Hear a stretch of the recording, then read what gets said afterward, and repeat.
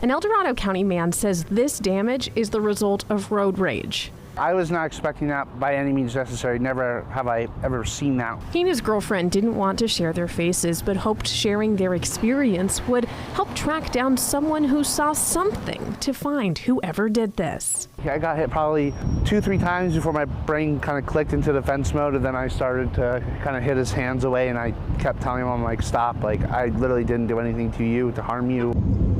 The ordeal started, they say, Sunday evening as they were entering Highway 50 towards Shingle Springs when she passed an older model green truck towing jet skis. They said that appeared to aggravate a male driver and a passenger. They did not like that, so they were yelling and flipping her off. So when I pulled up next to him, I looked at him like, what's the big deal? And then they started screaming at me, yelling at me. I see out of my rearview mirror my boyfriend getting yelled at, and he just shrugged his shoulders. And I normally keep track of where he is while we're driving because since we have baby on the way. Approaching the Ponderosa exit, he says he quickly realized this wasn't over. I told her, I was like, you need to go. And she barely made the yellow light, and then it went red and I had to stop. That's when he says two men got out and things got violent. They both just immediately hopped out.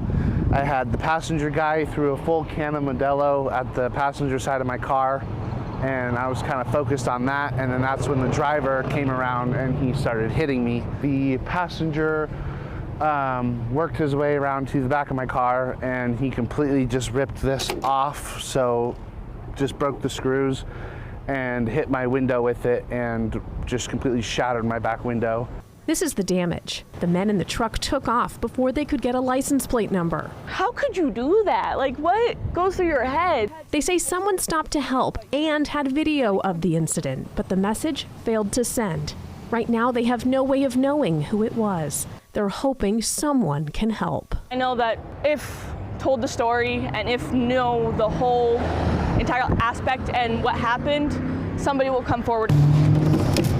In Shingle Springs, Leanne Denyer, KCRA 3 News. We reached out to the El Dorado County Sheriff's Office tonight for more information about that report filed, but we didn't hear back.